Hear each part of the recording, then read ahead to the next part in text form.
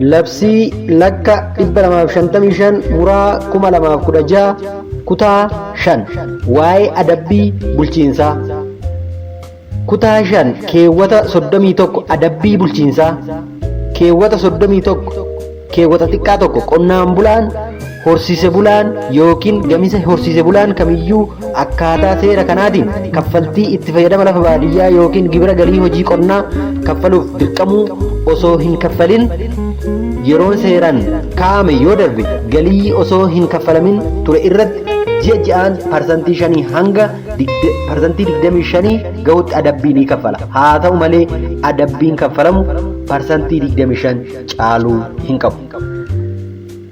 Keewwata 31 keewwata xiqqaa 2 kaffaltii itti fayyadama lafa baadiyyaa fi gibira galii hojii qonnaa akka sassaabu namni bakka bu'e galii sassaabe sagantaa biirichi baasuun yeroon hin galchine yoo ta'e guyyaa galchu qaburra eegalee ji'a ji'aan parsantii 5 hanga 50 gahutti ni adaba. Koomishinii kaffalamuu fi qabus hin argatu. Keewwata 32 adabbii irraa bilisa taasisuu.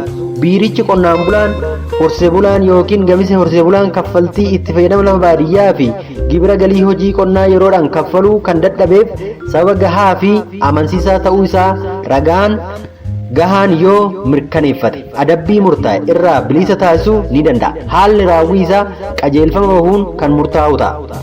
Keewwata 33 adabbiin akka qaama gibiraatti kan lakkaa'amu ta'uu isaa.